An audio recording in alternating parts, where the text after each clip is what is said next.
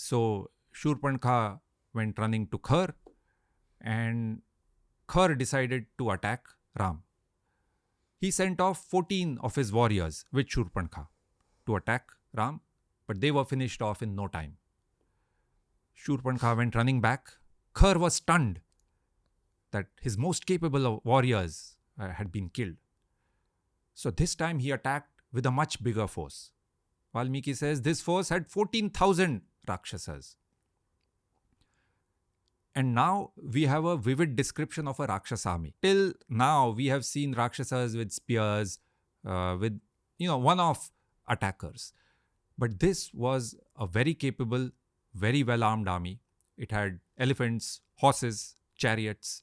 They had all the astras and shastras, bows and arrows, spears, maces, chakras. Maharishi Valmiki also says not only were these Rakshas warriors extremely capable, but they were also brutal. Killing was a sport for them. Lokahimsa viharinam. And they attacked Shri Ram. As they were coming towards Panchavati,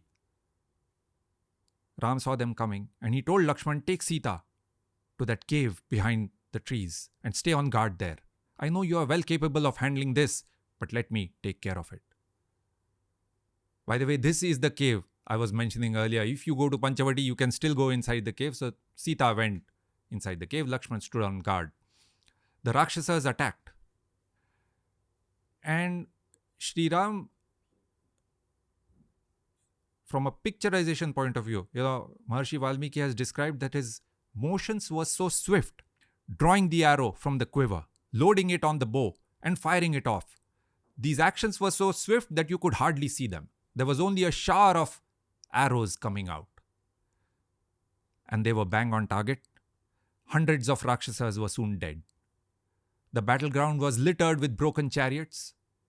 Ram was also hurt, grievously hurt. His body was covered with wounds, blood and sweat. How were the Rakshasas attacking him?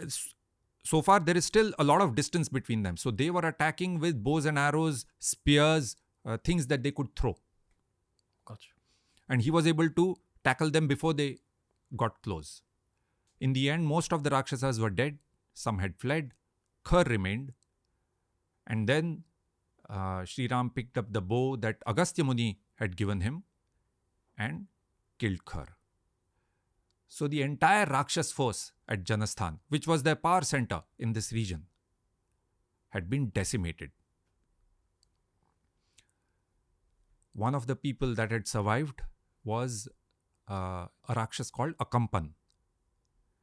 Akampan went to Lanka to report this to Ravan, to the king of the Rakshasas, Ravan. He told Ravan that his forces at Janasthan were all destroyed. Khar was dead. Ravan exploded in anger and he said, Kena Janasthanam hatam mama. Who has destroyed my Janasthan?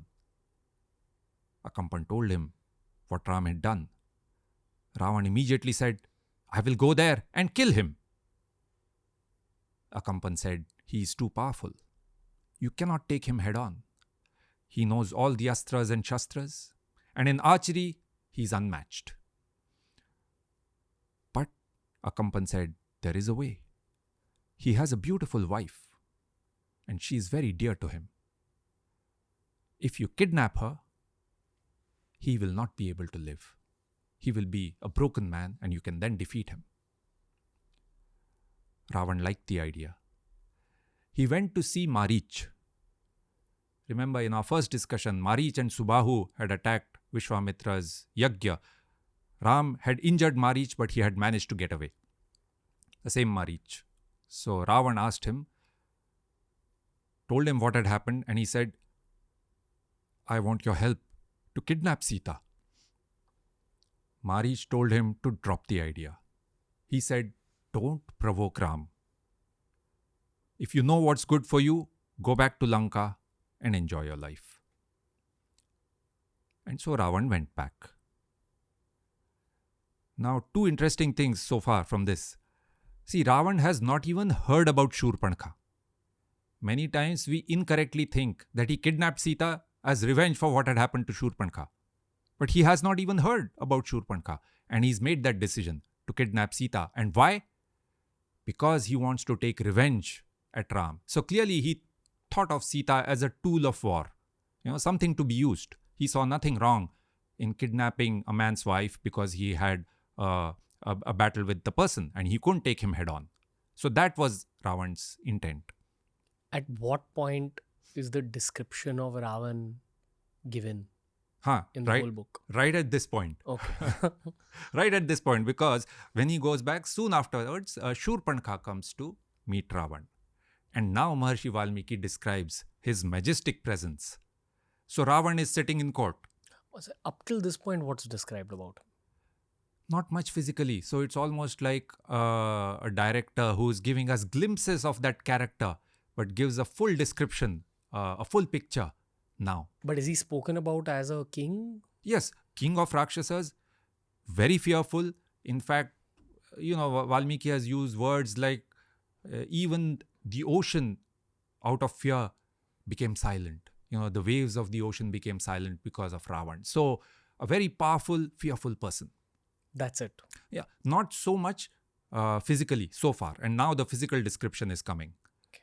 But what are we supposed to fear about him before the physical description? So I didn't go through this in detail. During their stay in Vanwas, when they went to different ashrams, the rishis told Ram clearly that the Rakshasas are slaughtering us. So the encounter with Virad was not a one-off incident.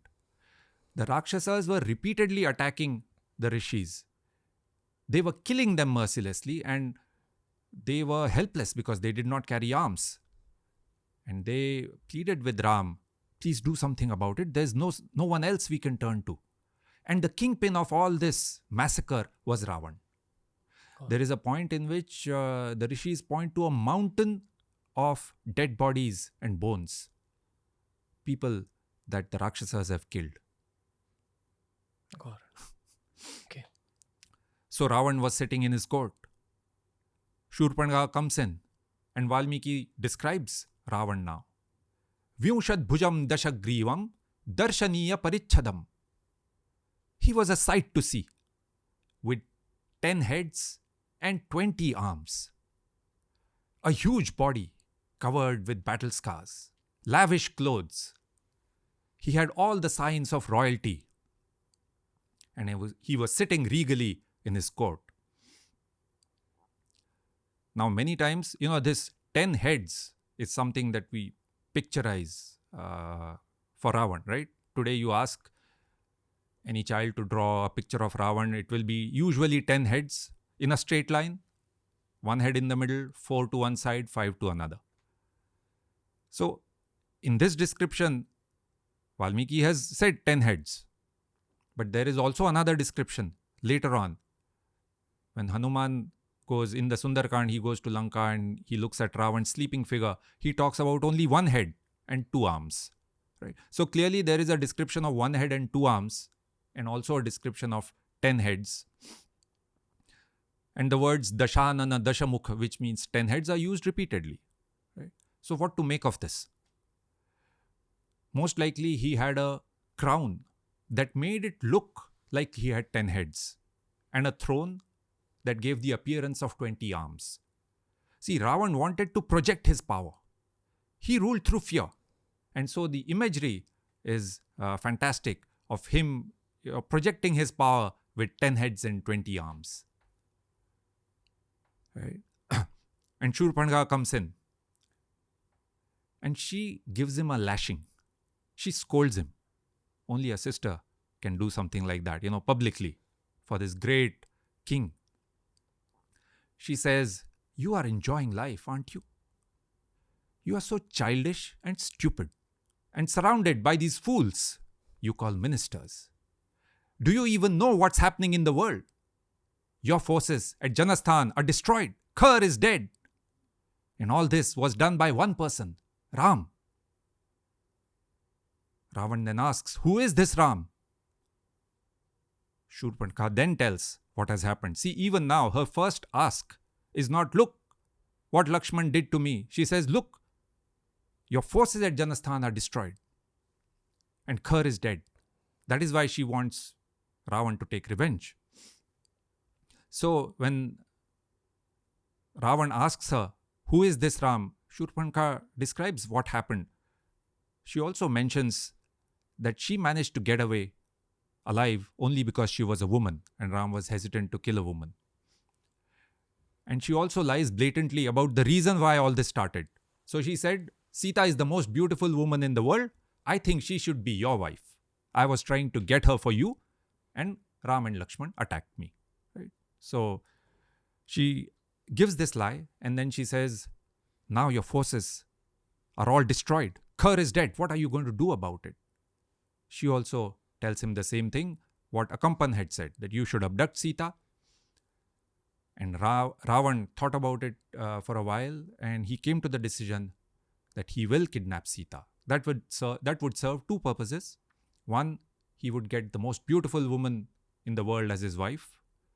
And secondly, it would weaken Ram, his enemy, for what Ram had done at Janasthan.